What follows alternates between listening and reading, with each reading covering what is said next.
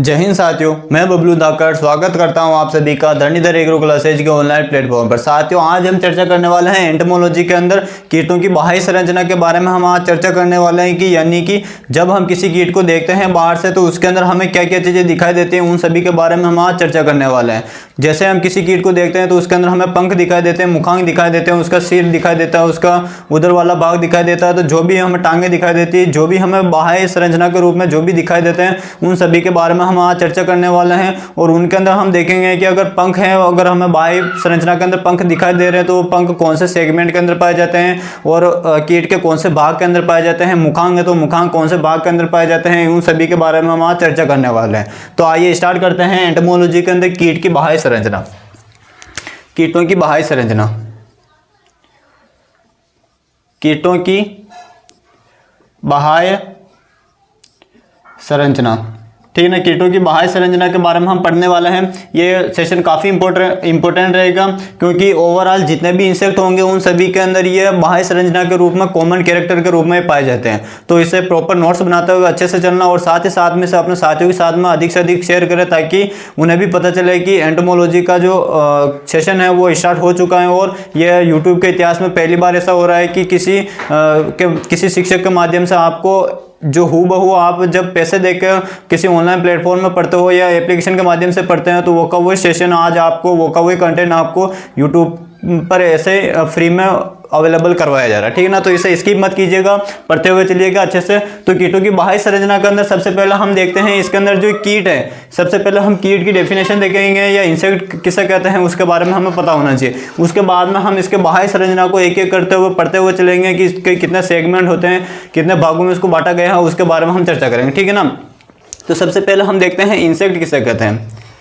Insect, ठीक है ना। इंसेक्ट की बात करें तो इंसेक्ट की परिभाषा हो जाएगी वे ऑर्थोपोडा संघ के जीव, वे आर्थ्रोपोडा संघ के जीव, वे ऑर्थोपोडा संघ के जीव जिनमें, वे ऑर्थोपोडा संघ के जीव जिनमें किसका आवरण पाया जाता है, जिनमें काइटिन का तो आवरण पाया जाता है, काइटिन का आवरण पाया जाता है, जिनमें काइटिन का आवरण पाया जाता है, जिनका शरीर तीन भागों में विभक्त। अब वह तीन भाग कौन कौन से हो सकते हैं, तो सिर, वक्ष और उदर। जिनका शरीर सिर, वक्ष और उदर में विभक्त हो, सिर, वक्ष, उदर में विभक्त हो और तीन जोड़ी टांगें पाई जाती हो तथा दो जोड़ी पंख पाए जाते हों। ऐसे कीटों को हम, या ऐसे लक्षण वाले जो जीव होते हैं उन जीवों को हम क्या कहते हैं, कीट के नाम से जानते हैं या इंसेक्ट के नाम से जानते हैं। तो ये डेफिनेशन काफ़ी इंपॉर्टेंट है। डेफिनेशन क्या है, तो वे ऑर्थोपोडा संघ के जीव जिनमें काइटिन का आवरण पाया जाता है, शरीर तीन भागों में विभक्त, सिर, वक्ष, उदर में विभक्त होता है और तीन जोड़ी टांगें उपस्थित और दो जोड़ी पंख पाए जाते हैं। ऐसे जीवों को हम क्या कहते हैं, ऐसे जीवों को हम इंसेक्ट के नाम से जानते हैं। अब हो सकता है आपने कहीं पर पढ़ा हो कि जो हमारा कीट होते हैं, इंसेक्ट होते हैं, उनमें किसी में एक जोड़ी टांगें पाई जाती है, किसी में दो जोड़ी पंख पाए जाते हैं। तो ये जनरली हम जो कीट की डेफिनेशन देख रहे हैं, ये सभी जो जितने भी कीट होते हैं, चाहे वो हमारा हानिकारक कीट हो चाहे लाभदायक कीट हो, उन सभी कीटों के अंदर एक कॉमन डेफिनेशन होती है, ठीक है ना। यानी कि हम कह सकते हैं जितने भी अगर 100% इंसेक्ट है तो उनके अंदर 90% ऐसे इंसेक्ट होंगे जिनमें ये सभी कैरेक्टर पाए जाएंगे। यानी कि तीन जोड़ी टांगें होंगी, दो जोड़ी पंख पाए जाएंगे, काइटिन का आवरण होगा, शरीर तीन भागों में विभक्त होगा, ये हमें पता होना चाहिए, ठीक है ना। तो 90% केस में ये सभी के अंदर कॉमन कैरेक्टर होता है, इसलिए इसकी डेफिनेशन हमने ये बनाई है, ठीक है ना।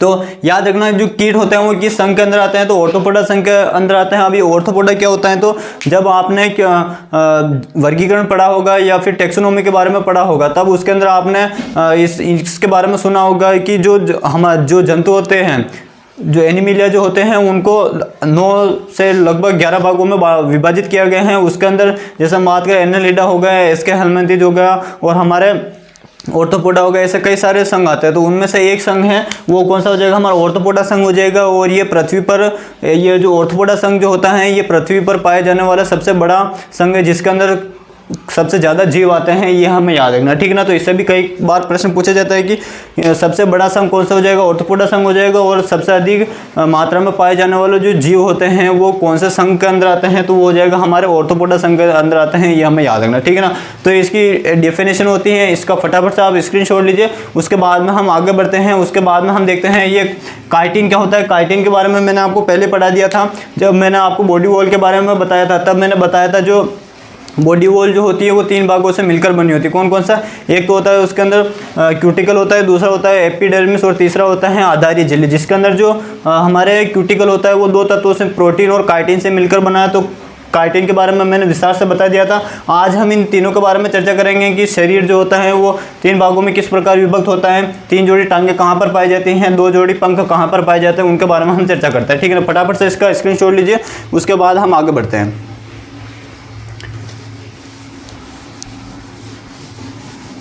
अब इसके अंदर हम देखते हैं, सबसे पहले अब हम देखते हैं जो हमने सेकंड पॉइंट देखा था, उसके अंदर हमने देखा था कि शरीर, जो कीटों का जो शरीर होता है वो 3 भागों में विभक्त होता है। तो 3 भागों में सिर, वक्ष, उदर में विभक्त होता है। उनके अंदर कितने सेगमेंट पाए जाते हैं, कितने खंड पाए जाते हैं, ये हमें पता होना चाहिए, तो उनके बारे में हम चर्चा करते हैं। तो कीट की बाह्य संरचना के अंदर जो अगला, जो हमारा नेक्स्ट इसके अंदर जो पॉइंट हो जाएगा वो क्या हो जाएगा, इसके शरीर के भाग क्या हो जाएंगे, शरीर के भाग। तो शरीर कितने भागों में विभक्त होता है, 3 भागों में विभक्त होता है। कौन कौन से, सिर, वक्ष और उदर।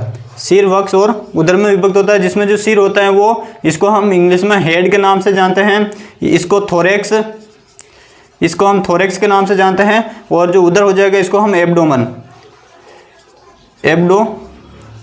एब्डोमन के नाम से जानते हैं, ठीक है ना। तो ये इंग्लिश वर्ड भी याद रखना, हेड, थोरेक्स और एब्डोमन, ठीक है ना। तो उसके बाद नेक्स्ट बात करें, जो ओवरऑल जितने भी इंसेक्ट होते हैं उनके अंदर जो कीट होते हैं वो लगभग 20 खंडों से मिलकर बने होते हैं। कितने खंडों से मिलकर बने होते हैं, 20 खंडों से मिलकर बने होते हैं, ये हमें याद रखना है। जो कीट होते हैं वो कितने खंडों से मिलकर बने होते हैं, 20 खंडों से मिलकर बने होते हैं। यानी कि जो पूरा कीट का जो शरीर होता है वो 20 खंडों में अलग अलग भागों में विभक्त होता है, और उनके प्रत्येक अलग अलग कार्य होता है, उनके प्रत्येक के अंदर कोई ना कोई एक ऑर्गन पाया जाता है, ये हमें याद रखना है, ठीक है ना। तो ये 20 खंडों में मिलकर बना होता है। उसमें से 20 खंडों में से जो सिर जो होता है, हेड जो होता है वो कितने, 6 खंडों से मिलकर बना होता है। जो हमारा सिर होता है वो 6 खंडों से मिलकर बना होता है। जो वक्ष जो होता है वो 3 खंडों से मिलकर बना होता है, 3 खंडों से मिलकर बना होता है। और जो उदर जो होता है ये कितने, 11 खंडों से मिलकर बना होता है, 11 खंड से मिलकर बना होता है। तो ये ओवरऑल कितने खंड हो गए हमारे, 20 सेगमेंट हो गए। इंग्लिश में खंड को हम किस नाम से जानते हैं, सेगमेंट के नाम से जानते हैं,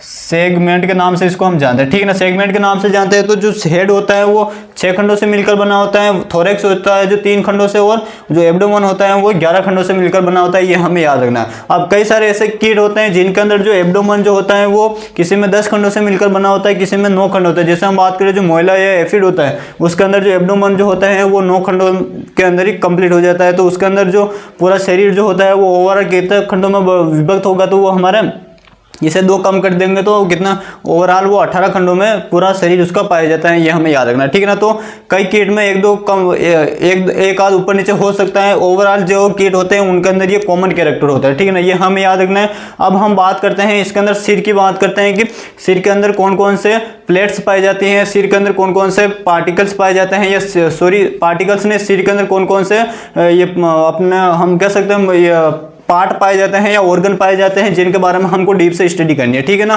तो इसका फटाफट से आप स्क्रीनशॉट लीजिए, उसके बाद में हम सिर के बारे में चर्चा करते हैं। सिर के बारे में हम देखते हैं। अब बाह्य संरचना के अंदर जो अगला जो हमारा बिंदु आ जाएगा वो कौन सा हो जाएगा, सिर, ठीक है ना। सिर की बात करें तो इसको इंग्लिश में हम हेड के नाम से जानते हैं। किस नाम से जानते हैं, हेड के नाम से इसको जानते हैं। अब ये पूरा डिटेल से हम देखेंगे कि इसके अंदर कॉमन कैरेक्टर क्या क्या होते हैं। उसके बाद में हम पर्टिकुलर, जैसे इसमें हम देखेंगे सिर के अंदर एंटीना पाई जाती है, तो एंटीना के जो टाइप होते हैं वो आज के सेशन में हम नहीं देखेंगे, इसको हम नेक्स्ट सेशन में पर्टिकुलर सिर को देखेंगे, जिसके अंदर पूरा डिटेल से एनालिसिस करेंगे। आज के सेशन में हम केवल कॉमन कैरेक्टर क्या क्या होते हैं, या किसी इंसेक्ट के अंदर जो हेड होता है उसके अंदर क्या क्या चीज़ें पाई जाती हैं और उनका फंक्शन क्या होता है, ये हम देखेंगे, ठीक है ना। केवल इन्हीं 2-3 बिंदुओं के बारे में चर्चा करेंगे, क्योंकि अगर हमने सभी को एक साथ में लेकर हम पढ़ेंगे तो हमें कन्फ्यूजन ज़्यादा होगा, तो हम सेपरेट पढ़ेंगे और साथ में जो कॉमन कैरेक्टर होंगे उनको कॉमन रूप में पढ़ेंगे और जो सेपरेट होंगे उनको सेपरेट रूप से पढ़ेंगे, ठीक है ना। तो आपको भी किसी प्रकार की कोई दिक्कत नहीं हो और आपको भी कंटेंट अच्छा लगे और आपको भी इससे चीज़ें धीरे धीरे अच्छे से समझ में आती रहे, ठीक है ना। तो बात करें सिर की बात करें तो कितने खंडों में विभक्त होता है, 6 सेगमेंट या 6 खंडों में विभक्त होता है, ये हमने पहले देख चुके हैं हम। उसके बाद नेक्स्ट बात करें जो सिर होता है, सिर के अंदर क्या क्या चीज़ें पाई जाती है ये हमें देखना है, ठीक है ना। सिर के अंदर क्या क्या चीज़ें पाई जाती है, सिर के अंदर बात करें, सिर के अंदर जो फर्स्ट जो सेगमेंट होता है उसके अंदर क्या पाया जाता है, संयुक्त नेत्र पाया जाता है, ठीक है ना। संयुक्त नेत्र या इसको इंग्लिश में हम कंपाउंड आई के नाम से जानते हैं, कंपाउंड आई के नाम से इसको जाना जाता है। अब ये जो संयुक्त नेत्र होते हैं ये कई सारी ओमेटिडिया की यूनिट से मिलकर बने होते हैं। अब ओमेटिडिया क्या होता है नेक्स्ट सेशन में हम चर्चा करेंगे। फिलहाल हम देखते हैं सिर के अंदर क्या क्या चीज़ें पाई जाती है, ठीक है ना। तो संयुक्त नेत्र पाए जाते हैं इनके अंदर। उसके बाद आता है इसमें एंटीना या श्रृंगिका पाई जाती है, एंटीना या श्रृंगिका, ठीक है ना। इसको हम एंटीना के नाम से भी जानते हैं, एंटीना पाई जाती हैं। अब ये एंटीना जो होती है ये 3 भागों में अलग अलग भागों में विभक्त होती है, जिसमें एक आता है ये एंटीना जो होती है 3 भागों में विभक्त होती है, स्केप, पेडिसल और एक हो जाएगा इसमें फ्लैजेलम, ठीक ना। फ्लैजेलम 3 भागों में विभक्त होती है, ये हमें पता होना चाहिए। स्केप, पेडिसल और फ्लैजेलम में विभक्त होती है, जिसके अंदर जो पेडिसल जो भाग होता है इसके अंदर जॉनसन अंग पाया जाता है, या फिर हम कह सकते हैं जो पेडिसल वाला जो भाग होता है इसके अंदर क्या पाया जाता है, सेंसर ऑर्गन पाए जाते हैं। यानी कि हम कह सकते हैं जो हम सुनने का काम करते हैं वो इसमें अंग पाए जाते हैं। जो कौन सा अंग पाया जाता है तो वो पाया जाता है जॉनसन अंग।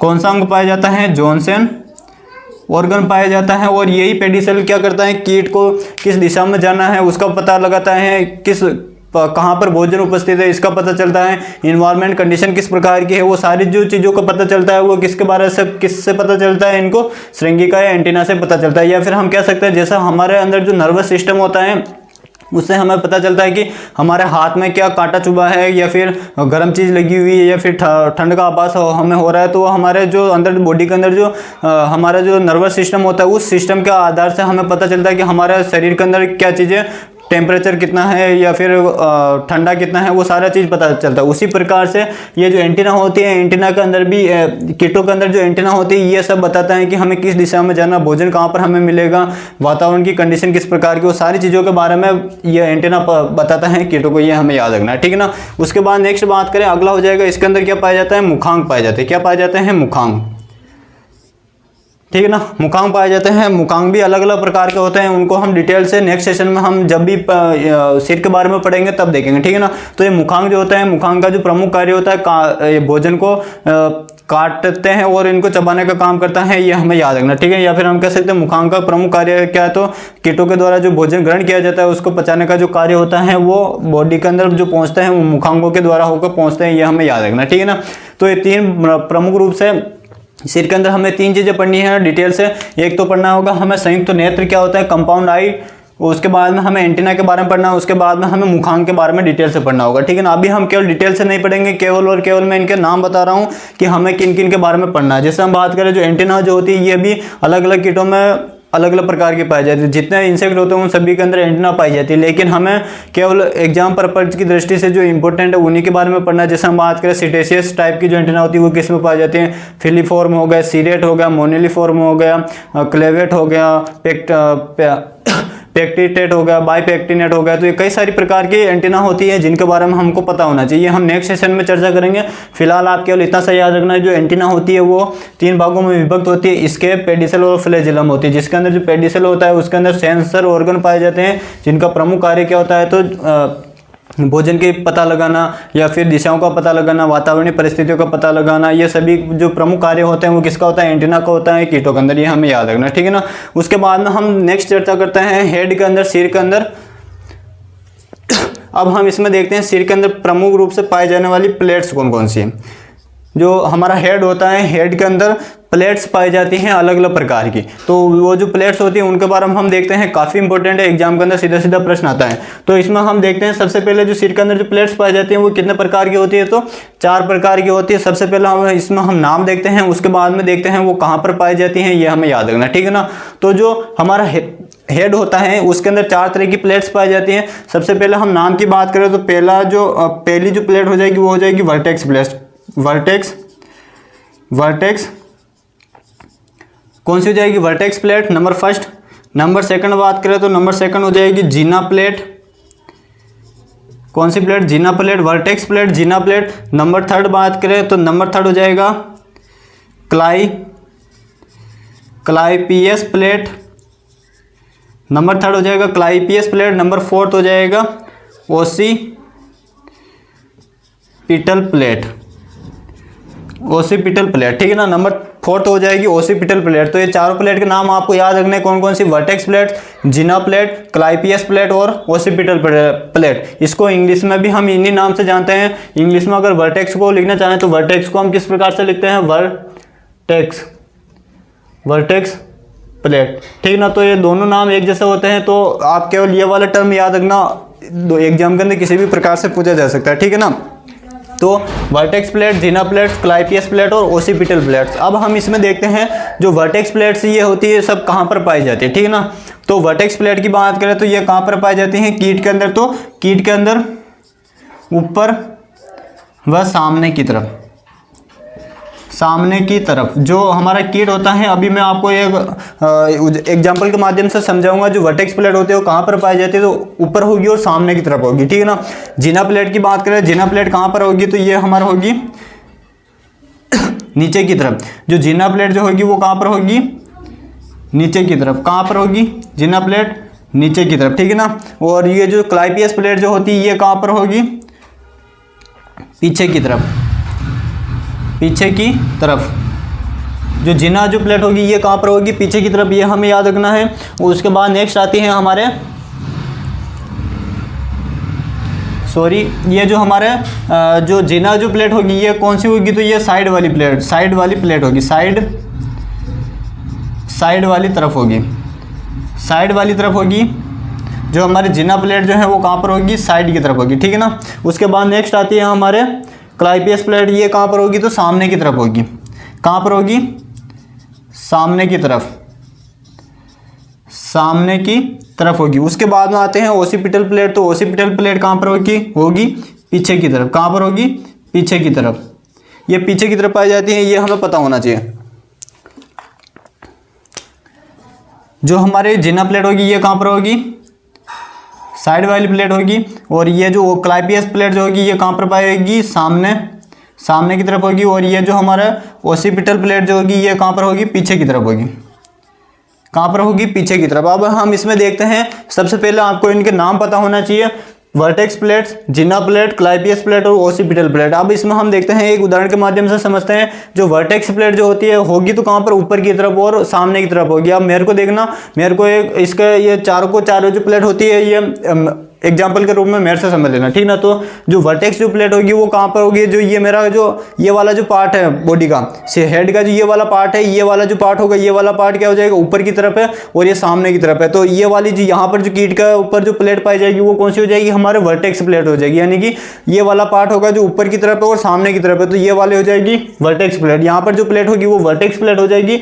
जीना प्लेट कौन सी हो जाएगी, तो साइड की तरफ। यानी कि जो मेरे ये जो गाल है ये इन दोनों की तरफ, ये जो प्लेट होगी ये कौन सी हो जाएगी, हमारे जीना प्लेट हो जाएगी। और क्लाईपीएस प्लेट की बात करें तो ये हो जाएगी सामने की तरफ और नीचे की तरफ, सामने और नीचे की तरफ होगी। यानी कि ये वाली जो प्लेट होगी हमारे, एक तो ऊपर वाली और सामने वाली जो प्लेट होगी ये हमारे कौन सी होगी, ये हमारे वर्टेक्स प्लेट होगी। और नीचे वाली ये प्लेट हो जाएगी, ये कौन सी हो जाएगी, ये हमारा हो जाएगी क्लाईपीएस प्लेट। कौन सी हो जाएगी, क्लाईपीएस प्लेट और सामने की तरफ होगी, नीचे की तरफ और सामने की तरफ होगी।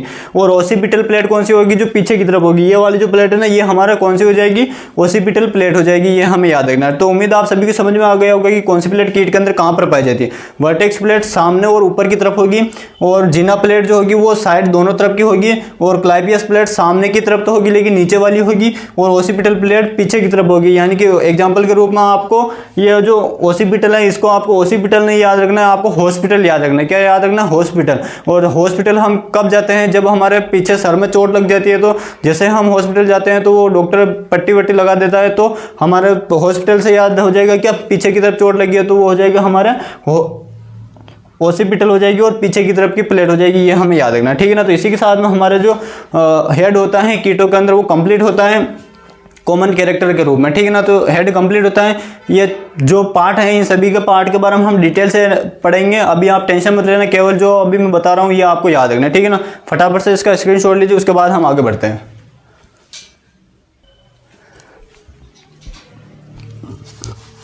अब हम इसके अंदर नेक्स्ट चर्चा करते हैं, थोरेक्स के बारे में चर्चा करते हैं। नेक्स्ट हम चर्चा करते हैं थोरेक्स या वक्स के बारे में चर्चा करते हैं। वक्स भी इंपॉर्टेंट है। वक्स या थोरेक्स, ठीक है ना। वक्स या थोरेक्स के नाम से इसको हम जानते हैं। और ये जो वक्स या जो थोरेक्स होता है, ये कितने भागों में विभक्त होता है? तो कीट के अंदर ये 3 भागों में विभक्त होता है। 3 भागों में, 3 खंडों में ये विभक्त होता है। ये हमें याद रखना है, 3 भागों में या 3 खंडों में विभक्त होता है। कौन कौन से नाम पता होना चाहिए?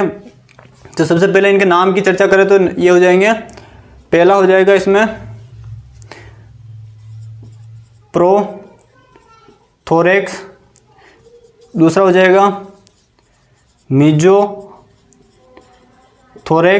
तीसरा हो जाएगा प्रोथोरेक्स, मीजोथोरेक्स और मेटाथोरेक्स, ठीक है ना। ये 3 हो जाएगा। इसको प्रोथोरेक्स को हम हिंदी में किस नाम से जानते हैं? तो अग्रवक्स, अग्रवक्स। इसको हो जाएगा मध्यवक्स,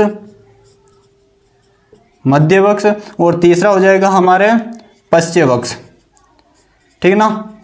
अग्रवक्स, मध्यवक्स और पश्चवक्स, ये 3 भागों में विभक्त होता है। कौन कौन सा? प्रोथोरेक्स, मीजोथोरेक्स और मेटाथोरेक्स, ये 3 भागों में विभक्त होता है। ये नाम इंपॉर्टेंट है। सीधा सीधा प्रश्न आ जाता है कि निम्न में से कौन सा भाग थोरेक्स के अंदर नहीं आता है? तो तीनों ऑप्शन में दे दिए जाते हैं और एक कोई सा दूसरा ऑप्शन दे दिया जाता है, तो वो उसमें हमें पहचानना होगा, ठीक है ना। तो ये 3 भाग आपको नाम याद रखने, कौन कौन से? प्रोथोरेक्स, मीजोथोरेक्स और मेटाथोरेक्स। अब इनके बारे में हम देखते हैं कि इनके अंदर क्या क्या चीज़ें होती हैं जो हमें पता होना चाहिए, ठीक है ना। तो हम बात करें प्रोथोरेक्स की, बात करें तो जो प्रोथोरेक्स जो होता है, इसके अंदर क्या होता है? तो जो प्रोथोरेक्स होता है इसके अंदर पंख, बात करें तीनों की एक एक बात करें तो इनके अंदर क्या पाया जाता है? एक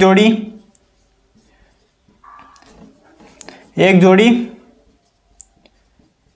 टांगे, इसमें भी क्या होगी? एक जोड़ी टांगे। और इसमें भी क्या होगा? एक जोड़ी टांगे, ठीक है ना। तीनों के अंदर क्या होगा? एक एक जोड़ी टांगे उपस्थित होगी। या फिर हम कह सकते हैं जो कीट होता है उसके अंदर कितने जोड़ी टांगे पाई जाती हैं? तो 3 जोड़ी टांगे उपस्थित होती है। ये हमने जब इस कीट की डेफिनेशन देखी थी तब हमने देखा था कि कीट के अंदर कितनी जोड़ी टांगे पाई जाती है? तो 3 जोड़ी टांगे पाई जाती हैं। और ये तीनों जोड़ी टांगे होती कहाँ कहाँ पर पाई जाती है? तो प्रोथोरेक्स के अंदर, मीजोथोरेक्स और मेटाथोरेक्स के अंदर, तीनों के अंदर एक एक जोड़ी टांगे पाई जाती हैं। तो अगर हम बात करें जोड़े के रूप में बात करें तो वो कितना हो जाएगा? तो वो तो हो जाएगा 3 जोड़ी। लेकिन अगर हम बात करें सिंगल, बात करें नंबर की बात करें तो ये हो जाएगी, कितनी हो जाएगी? 6 टांगे पाई जाती है, ठीक है ना। कितनी टांगे पाई जाती हैं? तो दोनों रूप से प्रश्न आ सकता है कि अगर केवल नंबर के रूप में पूछा जाए कि कीटों के अंदर कितने संख्या के रूप में टांगे पाई जाती है, तो 6 टांगे पाई जाती है। और अगर आपको कपल या जोड़े के रूप में पूछा जाए तो वो हो जाएगी 3 जोड़ी टांगे पाई जाती है। ये हमें याद रखना है, ठीक है ना। उसके बाद में हम चर्चा करते हैं इसके अंदर वक्स के अंदर दूसरा जो टॉपिक हो जाएगा इसी के अंदर, वो हो जाएगा इसके अंदर पंखों की बात करें तो इसके अंदर कोई पंख इसके अंदर क्या होगा? पंख अनुपस्थित होगी। इसके अंदर क्या होगा? पंख अनुपस्थित होगा। इसके बाद इसमें बात करें तो इसमें क्या होगा? एक जोड़ी पंख उपस्थित होंगे। और इसमें भी क्या होंगे? एक जोड़ी पंख उपस्थित होंगे। तो हम कह सकते हैं कि दोनों के अंदर कितना होंगे? तो इसमें हो जाएगा 2 जोड़ी इसमें क्या होगा? पंख उपस्थित होगा, ठीक है ना। 2 जोड़ी पंख उपस्थित होगा। और नंबर की बात करें तो कितना हो जाएगा? 4 पंख हो जाएंगे। क्या हो जाएंगे? 4 पंख हो जाएंगे। ये हमें याद रखना, ठीक है ना। तो पंखों की बात करें तो जो प्रोथोरेक्स है, इसके अंदर एक जोड़ी टांग तो उपस्थित होती है, लेकिन क्या होंगे, पंख अनुपस्थित होते हैं। इस दोनों के अंदर मेजो और मेटाथोरेक्स जो होता है, इन दोनों के अंदर क्या होता है, हमारे एक एक जोड़ी पंख उपस्थित होते हैं, ये हमें याद रखना है, ठीक है ना। तो प्रश्न आ सकता है कि निम्न में से वक्ष के कौन से खंड के अंदर जो पंख होते हैं वो पंख अनुपस्थित होते हैं, तो वो हो जाएंगे हमारे प्रोथोरेक्स के अंदर या अग्रवक्ष के अंदर हमारे जो पंख होते हैं वो अनुपस्थित होते हैं, ये हमें याद रखना है, ठीक है ना। तो ये इनकी दूसरी विशेषता हो जाएगी। अब हम बात करते हैं नंबर 3 विशेषता के बारे में हम चर्चा करते हैं। नंबर 3 विशेषता के बारे में चर्चा करते हैं, इसको मैं मिटा देता हूं, ठीक है ना। अब इसके अंदर हम देखते हैं, अगला हम इसके अंदर देखते हैं थोरेक्स के अंदर या वक्ष के अंदर, अगला जो हमारा इसी के अंदर जो टॉप बिंदु पॉइंट हो जाएगा वो हो जाएगा जिसके अंदर कितने जोड़ी ट्रेकिया पाए जाते हैं, या इसमें ट्रेकिया अनुपस्थित, और इसमें क्या होगा, तो इसमें ट्रेकिया उपस्थित, जो कितना होता है, एक जोड़ी होता है, और इसमें भी क्या हो जाएगा, ट्रेकिया उपस्थित होता है, और ये क्या हो जाएगा, एक जोड़ी हो जाएगा, ठीक है ना। अब ये ट्रेकिया क्या होता है, तो जो कीटों के अंदर जो श्वसन की क्रिया जो होती है वो किसके माध्यम से होती है, ट्रेकिया के माध्यम से होती है। जो कीट और जो इंसेक्ट जो होते हैं, इंसेक्ट के अंदर जो श्वसन की क्रिया होती है वो ट्रेकिया के माध्यम से होती है। तो जो ओवरऑल बात करें, जो ट्रेकिया जो होते हैं, इंसेक्ट के अंदर कितने जोड़ी ट्रेकिया पाए जाते हैं, तो जो कीट जो होता है उसके अंदर 10 जोड़ी ट्रेकिया पाए जाते हैं। जो कीट होता है उसके अंदर 10 जोड़ी ट्रेकिया पाए जाते हैं। इनमें से 2 जोड़ी तो पाए जाते हैं हमारे वक्ष के अंदर पाए जाते हैं, 2 जोड़ी तो वक्ष के अंदर पाए जाते हैं, और 8 जोड़ी पाए जाते हैं ये उदर के अंदर, ठीक है ना। 8 जोड़ी कहाँ पर पाए जाते हैं, उदर के अंदर पाए जाते हैं। तो जब हम उदर के बारे में चर्चा करेंगे तब उसके बारे में हम वहाँ पर हम मेंशन करेंगे, लेकिन याद रखने वाली जो बात है वो क्या हो जाएगी, वक्ष के अंदर जो 2 जोड़ी जो ट्रेकिया पाए जाते हैं वो कौन से वक्ष के कौन से खंड में पाए जाते हैं, कौन से सेगमेंट में पाए जाते हैं। तो जो मेसोथोरेक्स और मेटाथोरेक्स जो होते हैं, इन दोनों के अंदर क्या होता है, एक जोड़ी और एक जोड़ी यानी 2 जोड़ी इसके अंदर क्या पाया जाता है, ट्रेकिया पाए जाते हैं, या इसके अंदर जो हमारा जो श्वसन छिद्र जो होते हैं वो उपस्थित होते हैं, ये हमें याद रखना है। तो इसमें 2 प्रश्न इंपॉर्टेंट बन सकते हैं। पहला तो हो जाएगा कि वक्ष के कौन से खंड के अंदर हमारे जो पंख जो होते हैं वो अनुपस्थित होते हैं, तो प्रोथोरेक्स हो जाएगा। और वक्ष का कौन सा खंड है जिसके अंदर हमारे जो ट्रेकिया होते हैं वो नहीं पाए जाते हैं या श्वसन छिद्र अनुपस्थित होते हैं, तो वो हो जाएगा हमारे प्रोथोरेक्स हो जाएगा, ठीक है ना। ये हमें याद रखना है। तो इसी के साथ में हमारा जो ये थोरेक्स वाला जो पार्ट है वो यहाँ पर कंप्लीट होता है। इसमें एक बिंदु और है वो मैं अभी आपको बता देता हूँ। ये टेबल इंपॉर्टेंट है, ये टेबल आपको याद होनी चाहिए। जो हमने डेफिनेशन के अंदर देखा था, 3 जोड़ी टांगें होती है, 3 जोड़ी टांगें तीनों के अंदर पाई जाती है, 2 जोड़ी पंख होते हैं, तो वो 2 जोड़ी पंख मैंने बता दिए। उसके बाद में अगला जो हमारे इसी के अंदर एक पॉइंट हो जाएगा, कभी कभी क्या होता है जो ये प्रोथोरेक्स और कभी कभी क्या होता है जो मेसोथोरेक्स और मेटाथोरेक्स है, ये दोनों आपस में मिल जाते हैं। कभी कभी क्या होता है, मेसोथोरेक्स प्लस मेटाथोरेक्स कभी कभी क्या होता है, तो मेसोथोरेक्स और मेटाथोरेक्स आपस में मिल जाते हैं और एक नई संरचना का निर्माण करते हैं। उसे हम टेरोथोरेक्स के नाम से जानते हैं। किस नाम से जानते हैं, टेरोथोरेक्स के नाम से इसको जाना जाता है। टेरोथोरेक्स के नाम से जानते हैं, ये हमें पता होना चाहिए। तो ये भी इंपॉर्टेंट है कि टेरोथोरेक्स क्या होता है, तो प्रश्न आ सकता है टेरोथोरेक्स क्या होता है, तो ये हमें पता होना चाहिए कि कभी कभी कीटों के अंदर जो मेसोथोरेक्स और मेटाथोरेक्स होते हैं ये आपस में जुड़ जाते हैं और एक नई संरचना का निर्माण करते हैं। उस संरचना को हम टेरोथोरेक्स के नाम से जानते हो। इसका एग्जाम्पल याद रखना, कॉकरोच, ठीक है ना। क्या हो जाएगा इसका एग्जाम्पल, कॉकरोच के अंदर ये संरचना पाई जाती है। कभी कभी क्या होता है, तो मेसो और मेटाथोरेक्स आपस में मिल जाते हैं और टेरोथोरेक्स का निर्माण करते हैं कॉकरोच के अंदर, ये हमें पता होना चाहिए। इसी के साथ में हमारा जो थोरेक्स वाला जो पार्ट है वो कंप्लीट होता है। तो हमने अभी तक हमने कीट के जो 2 बॉडी पार्ट होते हैं, एक तो हेड और एक हमने वक्ष के बारे में हमने पढ़ लिया, ठीक है ना। अब इसके बाद में हम एब्डोमेन के बारे में चर्चा करते हैं। फटाफट से इसका स्क्रीनशॉट लीजिए, उसके बाद हम आगे बढ़ते हैं, ठीक है ना। और एक बात याद रखना, ये जो पंख जो होते हैं ये मैंने आपको बताया 4 पंख पाए जाते हैं। तो 4 जो पंख होते हैं इसके अंदर कीटों के अंदर जो पंख पाए जाते हैं, इनके अग्र पंख और पश्च पंख 2 प्रकार के होते हैं। एक तो होता है अग्र पंख और एक होता है पश्च पंख। ये जो पंख होते हैं इनके भी अलग अलग नाम होते हैं। जैसे हम बात करें, जितने भी हमारे ऑर्थोप्टेरा ऑर्डर के जितने भी इंसेक्ट होंगे, जिसके अंदर हमारे ग्रासहॉपर आ गए, टिड्डी आ गया, ये जो इंसेक्ट होते हैं इनके जो अग्रपंख होते हैं उनको हम टेगमिना के नाम से जानते हैं। ये जब हम डिटेल से पंख के बारे में पढ़ेंगे तब मैं आपको वहां पर बता दूंगा। आपको केवल और केवल ये कॉमन कैरेक्टर याद रखना है, ठीक है ना। फटाफट से स्क्रीनशॉट लीजिए, उसके बाद हम आगे बढ़ते हैं। इसी के साथ में हमारा वक्ष वाला भाग कंप्लीट होता है। अब इसके बाद हमारा अगला जो पार्ट आता है वो आता है हमारे, अगला जो पार्ट हो जाएगा वो हो जाएगा कौन सा, उदर। कौन सा हो जाएगा, उदर या एब्डोमन। कौन सा हो जाएगा, उदर या एब्डोमन, ठीक है ना। इसके बाद बात करें हम तो इसमें क्या हो जाएगा, ये कितने खंडों का मिलकर बना होता है, तो 9 से लेकर ये 11 खंडों तक बना होता है, ये हमें याद रखना है, ठीक है ना। जैसे 9 की बात करें तो जो 9 जो होते हैं वो हमारा हो जाएगा जो मोइला होता है उसका जो उदर होता है वो 9 खंडों से मिलकर बना होता है। और 11 की बात करें तो जैसे हमारा टिड्डी हो गया, सफ़ेद लट हो गया, कातरा हो गया, इन सभी का जो एब्डोमन होता है वो कितना 11 खंडों से मिलकर बना होता है, ये हमें याद रखना है। अब इसके अंदर बात करते हैं, इसके अंदर कॉमन कैरेक्टर क्या क्या होता है तो वो हम चर्चा कर लेते हैं, ठीक है ना। इसके बाद इसमें आता है हमारे सबसे पहला हो जाएगा उदर के कितने 8 खंड में क्या हो जाएगा, उदर के 8 खंड में 8 जोड़ी श्वसन छिद्र पाए जाएंगे। 8 जोड़ी श्वसन छिद्र पाए जाएंगे, ये हमें पता होना चाहिए। उसके बाद नेक्स्ट बात करें उदर की, तो उदर में क्या होता है, तो इसी में क्या पाए जाते हैं, नर जननांग। इसी में नर जननांग पाया जाता है और इसी में क्या पाया जाता है, मादा जननांग पाया जाता है। इसी में क्या पाया जाता है, नर जननांग और मादा जननांग पाया जाता है, ये हमें याद रखना है। तो बात करें जो मादा जननांग कौन से खंड में पाए जाते हैं उदर के, तो मादा जननांग पाए जाते हैं 8वें व 9वें खंड में। जो हमारा जो मादा जननांग होते हैं ये उदर के कौन से खंड में पाए जाते हैं, तो वो पाए जाते हैं 8वें और 9वें खंड में पाए जाते हैं। नेक्स्ट बात करें जो नर जननांग होता है ये कौन से सेगमेंट में पाया जाता है, तो 9वें खंड में पाया जाता है, ठीक है ना। ये 3 पॉइंट इंपॉर्टेंट है, सीधे सीधे इनसे प्रश्न आते हैं। न्यू टाइप के अंदर पूछा जाता है कि मादा जननांग कौन से सेगमेंट के अंदर पाया जाता है, तो 8वां और 9वें खंड के अंदर पाया जाता है। नर जननांग 9वें खंड के अंदर पाया जाता है, ये हमें याद रखना है, ठीक है ना। तो इंपॉर्टेंट है, ये हमें पता होना चाहिए। तो एब्डोमेन के बारे में ये 3-4 बातें हमें पता होना चाहिए।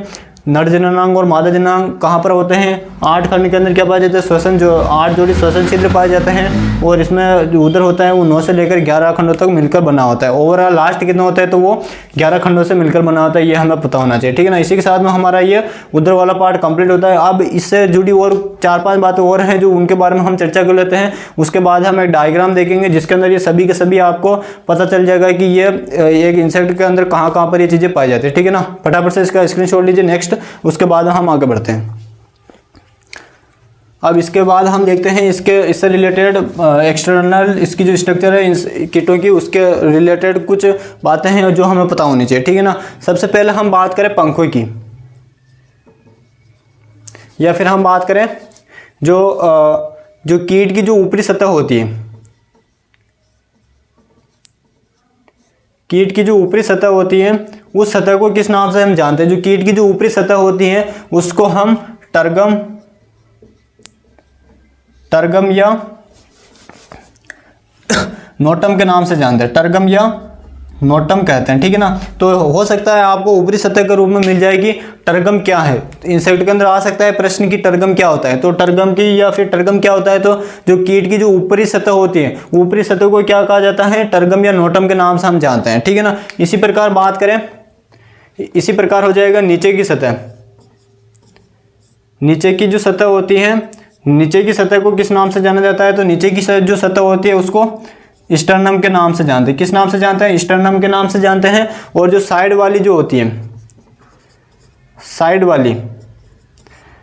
वाली जो सतह होती है, साइड वाली सतह को हम किस नाम से जानते हैं, प्लूरोन के नाम से जानते हैं। किस नाम से जानते हैं, प्लूरोन के नाम से जानते हैं, ये हमें पता होना चाहिए। जो टर्म है ये टर्म इंपॉर्टेंट है। ऊपर वाली सतह को टर्गम के नाम से जानते हैं, नीचे वाली सतह को स्टर्नम के नाम से जानते हैं, साइड वाली जो सतह होती है उसको हम किस नाम से जानते हैं, प्लूरोन के नाम से जानते हैं, ये हमें पता होना चाहिए, ठीक है ना। अब इसमें हम देखते हैं कि जो हमारे इंसेक्ट के अंदर जो हमने देखे 3 जोड़ी पंख पाए जाते हैं और 2 जोड़ी इसके अंदर 3 जोड़ी टांगे पाई जाती है और 2 जोड़ी पंख पाए जाते हैं, वो कहाँ से जुड़े हुए होते हैं। यानी कि जो ये इसकी जो सरफेस जो होती है कीट के अंदर 3 तरह की सतह पाई जाती है। ऊपरी सतह जिसको टर्गम कहते हैं, नीचे की सतह स्टर्नम कहते हैं और साइड वाली जो होती है उसको हम प्लूरोन के नाम से जानते हैं। जो अब वो कीट के अंदर जो इंसेक्ट के अंदर जो पाए जाने वाले जो टांगे और जो पंख होते हैं वो कहाँ कहाँ पर पाए जाते हैं, ठीक है ना, उनके बारे में हम चर्चा कर लेते हैं। तो बात करें कीटों के अंदर पाए जाने वाले जो पंख जो होते हैं, कीटों के अंदर जो पंख जो होते हैं वो किस किस से जुड़े होते हैं, टर्गम प्लस प्लूरोन से जुड़े रहते हैं, प्लूरोन से जुड़े रहते हैं। तो प्रश्न आ सकता है कि पंख किससे जुड़े रहते हैं, तो जो कीट के अंदर जो टर्गम और जो प्लूरोन जो सतह होती है उससे कौन जुड़े रहते हैं, हमारे पंख जुड़े रहते हैं, ठीक है ना। उसके बाद नेक्स्ट बात करें हम टांगों की बात करें, टांगे जो टांगे जो होती है वो किससे जुड़ी होती है, तो टांगे केवल और केवल हमारे टांगों की बात करें तो टांगे किससे जुड़ी होती है, प्लूरोन से जुड़ी होती है। किससे, प्लूरोन से जुड़ी रहती है, ये हमें पता होना चाहिए, ठीक है ना। तो ये 5 पॉइंट इंपॉर्टेंट है, सीधे सीधे इसके एग्जाम के अंदर प्रश्न आते हैं। पहले तो कीट के अंदर जो सतह पाए जाते हैं उनके नाम पूछे जाते हैं। दूसरा आता है कि पंख जो कीट के अंदर पाए जाते हैं वो किस सतह से जुड़े रहते हैं, तो पंख टर्गम और प्लूरोन से जुड़े होते हैं। और टांगे कहाँ से जुड़ी होती है, तो वो प्लूरोन से जुड़ी होती है, ये हमें याद रखना, ठीक है ना। और प्लूरोन को कई बार प्लूरोन ना लिख के इसको केवल और केवल प्लूरो लिखा जाता है, ठीक है ना। क्या लिखा जाता है, तो प्लूरो लिखा जाता है, तो हमें कन्फ्यूजन नहीं होना है, हमें केवल प्लूरोन और प्लूरो दोनों के बारे में पता होना चाहिए, ठीक है ना। इसी के साथ में हमारे कीटों की जो बाह्य जो संरचना होती है वो कंप्लीट होती है, ये हमें पता होना चाहिए, ठीक है ना। इसका फटाफट से आप स्क्रीनशॉट लीजिए। उसके बाद में हम एक डायग्राम देखते हैं और डायग्राम के आधार पर आपको सब चीज़ें पता चल जाएगी कि कौन सी चीज़ कहाँ पर होती हैं। जो अभी तक हमने स्टडी की है वो सभी के सभी आपको एक डायग्राम के माध्यम से पता चल जाएगी, ठीक है ना। फटाफट से इसका स्क्रीनशॉट लीजिए। उसके बाद हम एक डायग्राम देखते हैं।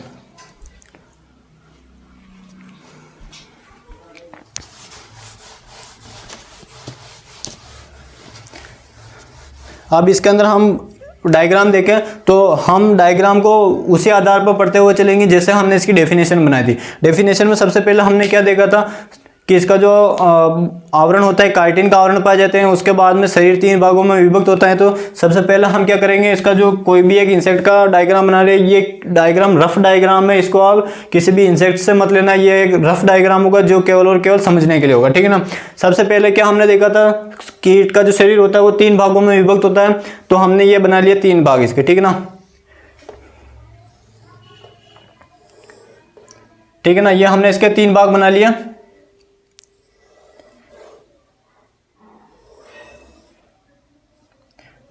ठीक है ना, ये हमने इसके 3 भाग बना लिया, ठीक है ना। कौन कौन से, ये तो हो गए हमारे सिर, ये हो गए हमारे वक्ष और ये हो गए हमारे उदर, ठीक है ना। सिर, वक्ष और उदर हो गया।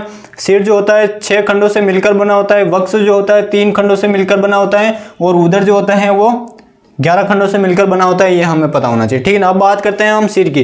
सिर के अंदर क्या क्या पाया जाता है, तो हमने देखा था इसके अंदर क्या पाया जाता है, श्रृंगिका पाई जाती है या संयुक्त श्रृंगिका पाई जाती है। तो ये इसके अंदर एक जोड़ी इसमें क्या पाई जाती है, श्रृंगिका पाई जाती है, ठीक है ना। एक जोड़ी इसके अंदर श्रृंगिका पाई जाती है और श्रृंगिका के बीच में क्या पाए जाते हैं, इसके अंदर यहाँ पर एक जोड़ी इसके अंदर पाए जाता है हमारे संयुक्त नेत्र पाए जाते हैं। जो श्रृंगिका होती है, श्रृंगिका के मध्य में क्या पाए जाते हैं, इसके अंदर श्रृंगिका के मध्य में संयुक्त नेत्र पाए जाते हैं, ये हमें पता होना चाहिए सिर के अंदर ही। उसके बाद हमने देखे थे इसके अंदर क्या पाए जाते हैं, मुखांग पाए जाते हैं, ठीक है ना।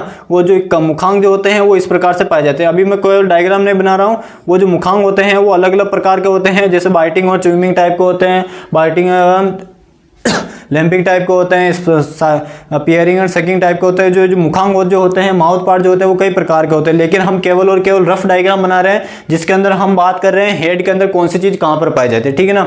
तो ये तो हमारे एंटीना हो गए, ये हमारे संयुक्त नेत्र हो गए और ये हमारे क्या हो गए, मुखांग हो गए, ठीक है ना। अब इसके अंदर बात करते हैं सिर के अंदर। हमने 4 तरह की प्लेट्स के बारे में पढ़ा था। सिर के अंदर हमने 4 तरह की प्लेट्स के बारे में पढ़ा था।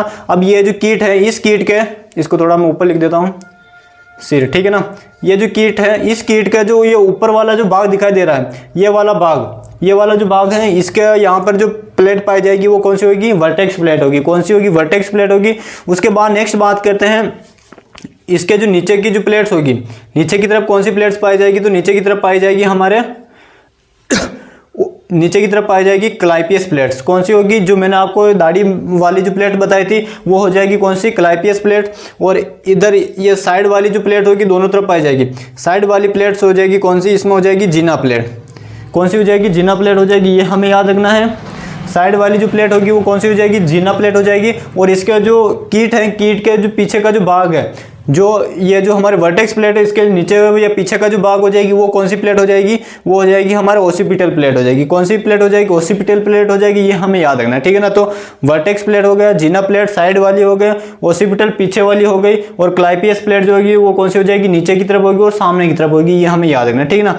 इसी के साथ में हमारा जो सिर वाला जो पार्ट है वो कंप्लीट होता है, सिर वाला पार्ट कंप्लीट होता है। उसके बाद में हमने देखा था वक्स के बारे में देखा था, ठीक है ना। वक्स जो होता है वो कितने 3 भागों में विभक्त होता है, तो ये बना दिए हमने इसके 3 भाग, ठीक है ना।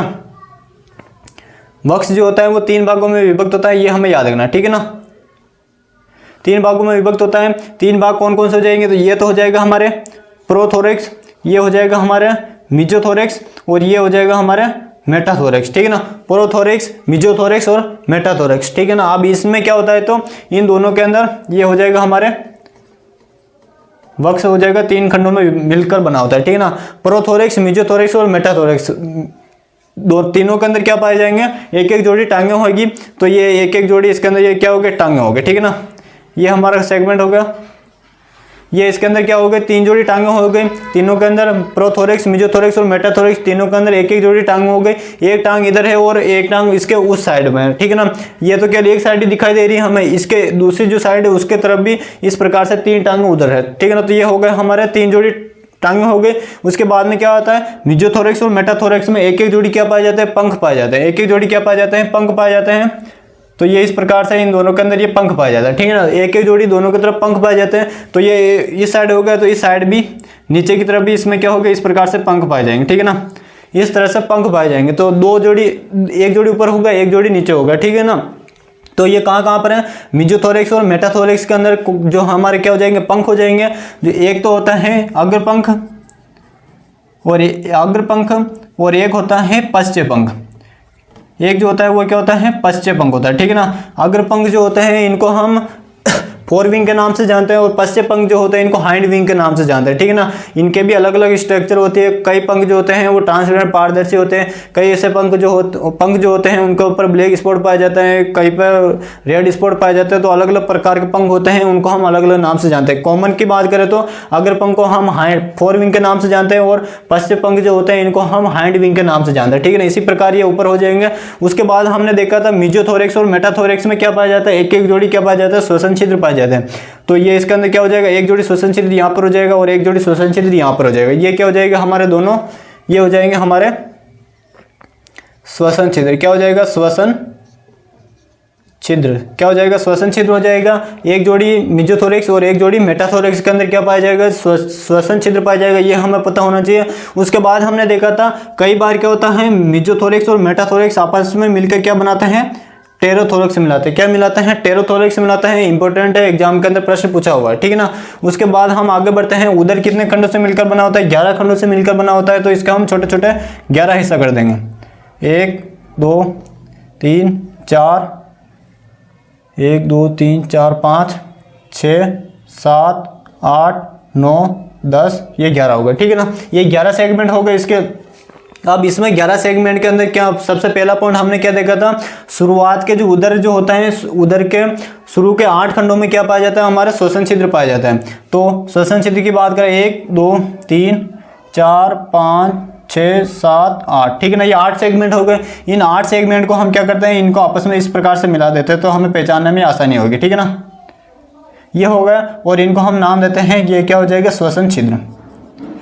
श्वसन छिद्र हो जाएंगे। और कितने हो जाएंगे, 8 जोड़ी श्वसन छिद्र हो गए, ठीक ना। इनको इंग्लिश में हम स्पेरिकल के नाम से जानते हैं। स्पेरिकल के नाम से जो श्वसन छिद्र होते हैं इनको इंग्लिश में हम स्पेरिकल के नाम से जानते हैं। किस नाम से जानते हैं, स्पेरिकल के नाम से जानते हैं, ठीक है ना। ये हमें पता होना चाहिए। तो ये 8 जोड़ी हमारे श्वसन छिद्र हो गए।